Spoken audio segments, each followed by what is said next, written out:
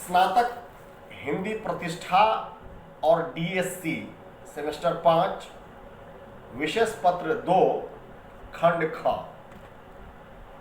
इसके तहत आज हम लोग पढ़ने वाले हैं पंडित माखनलाल चतुर्वेदी का व्यक्तित्व, कृतित्व और उनकी साहित्यिक विशेषता।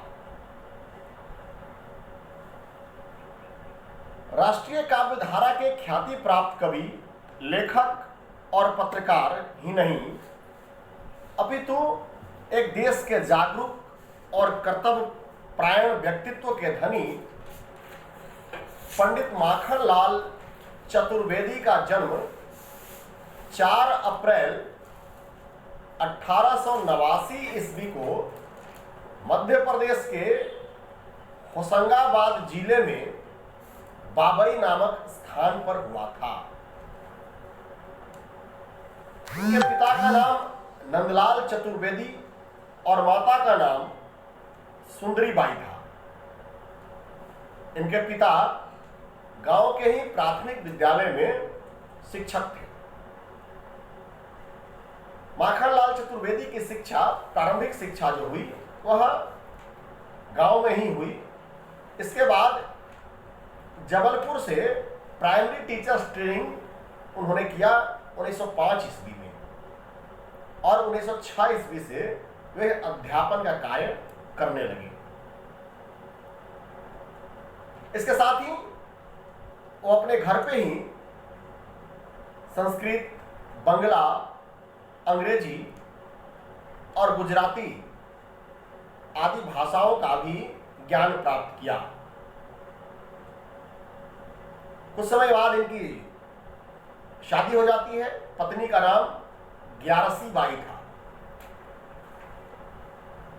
जैसा मैंने पहले कहा, देशभक्ति माखनलाल चतुर्वेदी जी के रग रग में भरा हुआ था। इसीलिए इन्होंने 1913 ईस्वी में अंग्रेजों के व्यवहारों से क्षुब्ध होकर सरकारी जो शिक्षक का कार्य, अध्यापन का कार्य कर रहे थे, शिक्षक थे, उन्होंने उसे त्यागपत्र दे दिया। 1913 में इन्होंने पत्रकारिता करना प्रारंभ कर दिया और उस समय प्रभा नामक पत्रिका के संपादन कार्य में लग गए। 1916 ईस्वी में कांग्रेस का अधिवेशन हुआ था लखनऊ में। वहां पर भी इनका जाना हुआ और वहीं पे महात्मा गांधी, मैथिली शरण गुप्त और एक और पत्रकारिता जगत में काफी चर्चित नाम है गणेश शंकर विद्यार्थी, उनसे वहीं पर उनकी मुलाकात हुई। इसके बाद इनकी भावना और प्रबल रूप से जग गई। बाल गंगाधर तिलक का वह नारा इनके जीवन में काफी प्रभावी रहा। बाल गंगाधर तिलक ने जो नारा दिया था, स्वतंत्रता हमारा जन्मसिद्ध अधिकार है और इसे हम लेकर रहेंगे, इस भावना को माखनलाल चतुर्वेदी भी, उनके हृदय में ये भावना काफी जागृत हुई और इसके बाद देश के अंदर स्वतंत्रता प्राप्ति के लिए चल रहे आंदोलनों में भी वह भाग लेने लगे।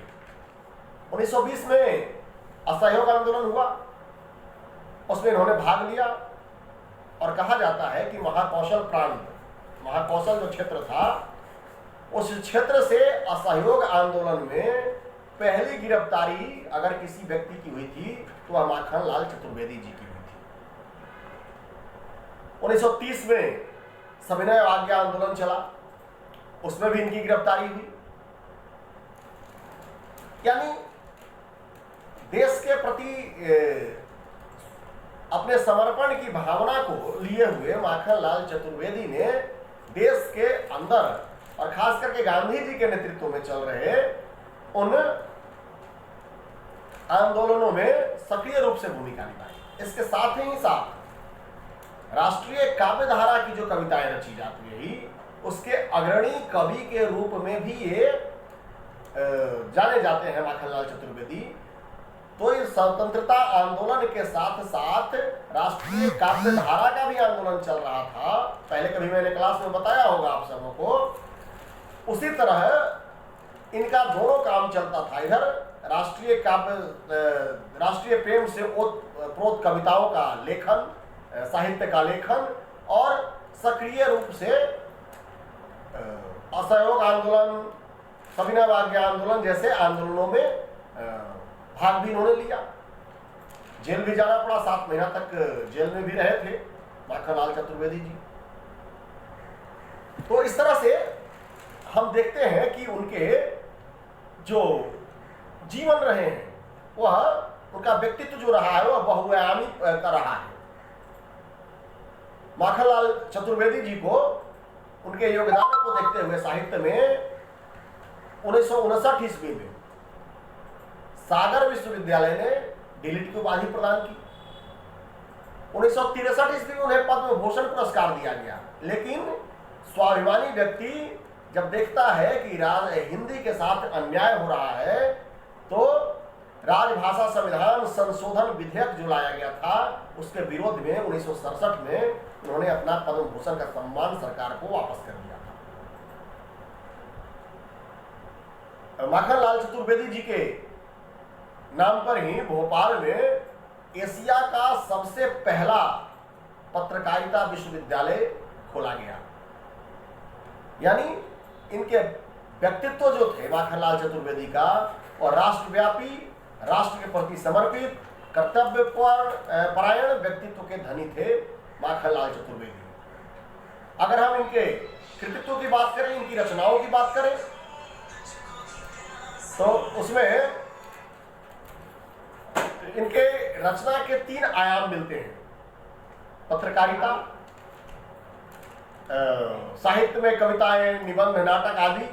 इसके साथ ही इनके अभिभाषण भी, जगह जगह पर अभिभाषण भी इनके दिखाई देते हैं, जो देश के लिए और देश हित के लिए इन्होंने जहां तहां इनके जो भाषण है उनका भी संकलन इनको दिखाई देता है।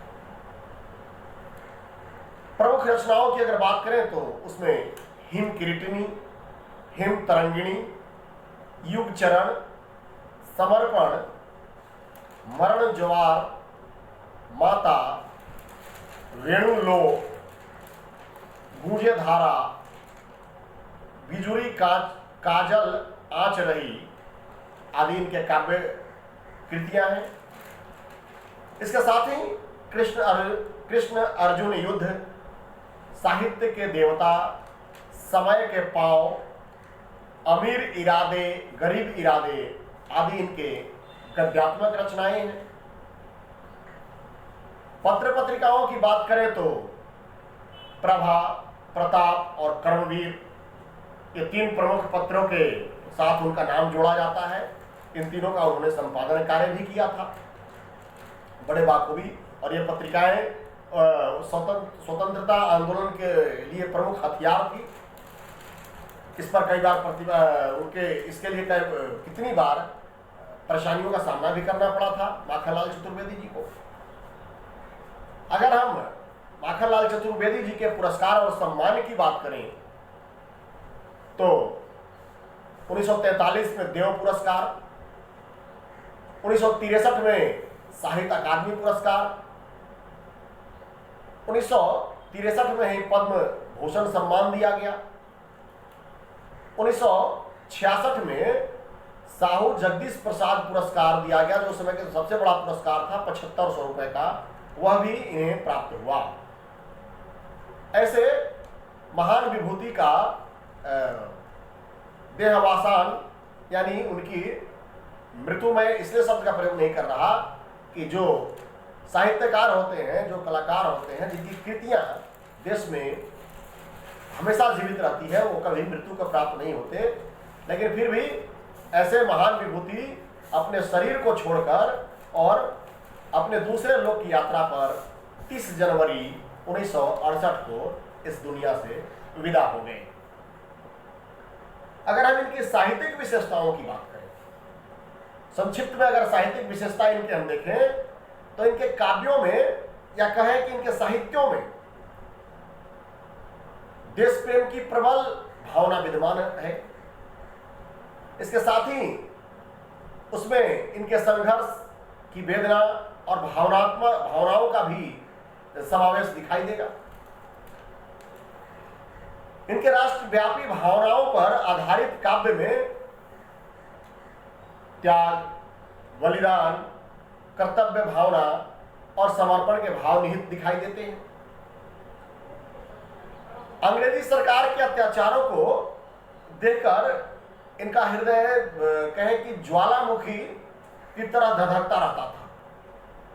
इसलिए अपने काव्यों में इन्होंने हुंकार, प्रताड़ना, उद्बोधन और मनुहार के माध्यम से देश के अंदर लोगों को जनजागरण का कार्य किया, जो भारतीय सुप्त चेतना में पड़े हुए थे उनके अंदर देशभक्ति की भावना जागृत करने का भी काम माखनलाल चतुर्वेदी ने किया, उनके साहित्य ने किया।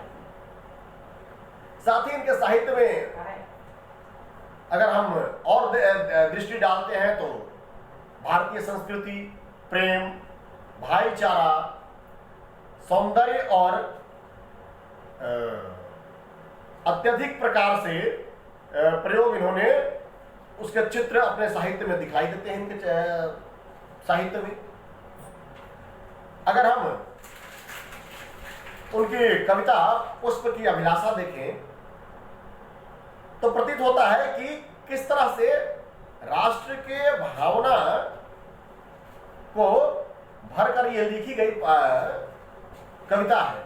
अपने आप को राष्ट्र की बलि वेदी पर चढ़ाने के लिए लोगों का आह्वान करती उनकी कविता कहती है, लिखते हैं पुष्प की अभिलाषा में कि चाह नहीं सुरबाला के गहनों में गुथा जाऊं, चाह नहीं बिन प्रेमी के बालों में ललचाऊं, चाह नहीं देवों के सिर पर भी चढ़ूं भाग इठलाऊं। यानी मुझे चाह अपनी व्यक्तिगत इच्छा की नहीं है, मेरे व्यक्तिगत कोई इच्छा नहीं है। मेरा चाह क्या है कि मुझे तोड़ लेना बनमाली, देना उस रास्ते पर फेंक, मातृभूमि पर शीश चढ़ाने जिस पथ जाए वीर अनेक। यानी मुझे उस रास्ते पर फेंक देना जो रास्ता मातृभूमि पर शीश चढ़ाने के लिए, मातृभूमि के प्रति सर्वस्व समर्पण के लिए जिधर कतारें लगती हो, जो लाइन लगती हो, उस रास्ते पर मुझे फेंक देना। यहाँ मुझे इच्छा नहीं कि मैं देवों के माथे पर चढ़ूं या फिर किसी प्रेमी के बालों में गुथा जाऊं, ये मेरी इच्छा नहीं है। यानी इस तरह की भावना लोगों के अंदर भरने में भी उनके साहित्य का योगदान है। इसके साथ ही उस समय के जेलों में किस तरह से भारतीयों की स्थिति थी, किस तरह से भारतीयों के साथ अंग्रेजों का व्यवहार होता था। जेल में जो क्रांतिकारी रखे जाते थे, भरपेट उनको भोजन तक नहीं दिया जाता था, उनको सोने नहीं दिया जाता था, उनको प्रताड़ना किए जाते थे जेल के अंदर। तो इस विषय को जब स्वयं वो जेल में थे, इस विषय को उन्होंने अनुभव किया और अपनी कविता कैदी और कोकिला काव्य जो उनके है उसमें उन्होंने लिखा था, कोकिल बोलो तो संदेश किसका लाती हो, ऊंची काली दीवारों के घेरे में, डाकू चोरों बदमाशों के डेरे में, जीने को नहीं देते पेट भर खाना, मरने भी देते नहीं तड़प रह जाना, जीवन भर अब दिन रात, जीवन पर अब दिन रात कड़ा पहरा है, शासन है या तम का प्रभाव गहरा है। यानी जेल में कैसी स्थिति थी कि भरपेट खाना भी नहीं मिलता, जीने भी नहीं दिया जाता था और मरने भी नहीं दिया जाता था, तड़पते रहता था व्यक्ति जेल के अंदर। क्रांतिकारियों की यह दुर्दशा थी। इस विषय को भी उन्होंने अपने काव्यों में दर्शाया है। इस तरह के उनकी अनेक रचनाएं हैं जो भारतीयों के वस्तु स्थिति को और अंग्रेजों की दमनकारी नीति को दर्शाती है। इसलिए उन्हें राष्ट्र कवि का दर्जा तो प्राप्त नहीं हुआ, लेकिन राष्ट्रीय विचारधारा के, राष्ट्रीय आंदोलन के प्रति इन्होंने जितने भी काव्य और कविताएं लिखी वो अविस्मरणीय है। अगर हम भाषागत विशेषता की बात करें तो इनकी काव्य की भाषा शुद्ध साहित्यिक खड़ी बोली ही रही है, लेकिन स्थान स्थान पर और समय अनुसार इन्होंने उर्दू और फारसी के शब्दों का भी प्रयोग किया है। अपनी बातों को ये बड़े सहज और सरल तरीके से कठिन शब्दों को भी बड़े सरलता के साथ लोगों को समझाने में सफल हुए हैं, जो पाठक के हृदय तक पहुंच जाता है। अगर छंद योजना की बात करें तो इनके छंद योजना में नवीनता है, ज्ञता है। अगर काव्यों में हम उपमाओं की बात करें, अलंकारों की बात करें इनके काव्यों में, तो प्रमुख रूप से उपमा, रूपक, उत्प्रेक्षा, अनुप्रास और उत्प्रेक्षा, अनुप्रास आदि अलंकारों का दिखाई देता है, समावेश दिखाई देता है काव्यों में। इनके भाव पक्ष के ऊपर कला पक्ष जो है वह प्राथमिकता देते हैं माखनलाल चतुर्वेदी। भाव पक्ष की अपेक्षा कला पक्ष को प्राथमिकता देते हुए दिखलाई देते हैं काव्यों में। शैली की अगर बात करें तो इनके काव्यों की शैली जो है वह ओजपूर्ण है, भावनात्मक है, जो वह इन्होंने अपने काव्यों में प्रयोग किया है। इनके काव्यों की बात करें तो उसमें कल्पना की उड़ान और भावों की तीव्रता हमें दिखलाई देती है। तो इस तरह से उनकी काव्य के बारे में भी हम देखते हैं कि उनके काव्य किस तरह से भारतीयों के जीवन में भारतीयों के जीवन में एक विशेष स्थान रखता है, महत्व रखता है। ये उनके काव्य के अवलोकन करने पर हमें दिखलाई देता है। उपयुक्त विषयों को देखते हुए हम कह सकते हैं कि माखनलाल चतुर्वेदी का व्यक्तित्व और कृतित्व देश के लोगों के अंदर राष्ट्र के प्रति प्रेम, समर्पण और त्याग तथा बलिदान को जागृत करने के लिए पर्याप्त है। माखनलाल चतुर्वेदी का जीवन साहित्य क्षेत्र में कहें कि उनके बहुमुखी प्रतिभा और कर्तव्य को सामने लाता है, जिससे उस समय ही नहीं बल्कि वर्तमान समय और यहां तक कह ले कि आने वाले समय में भी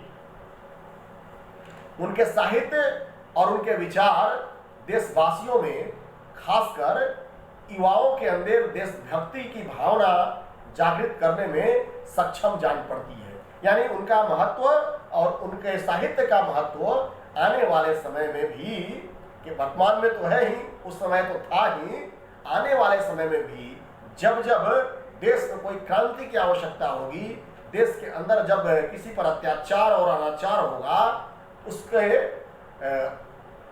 पीड़ित व्यक्ति को जागृत करने के लिए इनकी कविताएं और इनके काव्य सक्षम दिखलाई देते हैं। तो आज के दिन हम सब इस अवसर पर इतना ही। फिर अगले दिन किसी और विषय पर हम आपके सम्मुख होंगे। धन्यवाद। जय हिंद।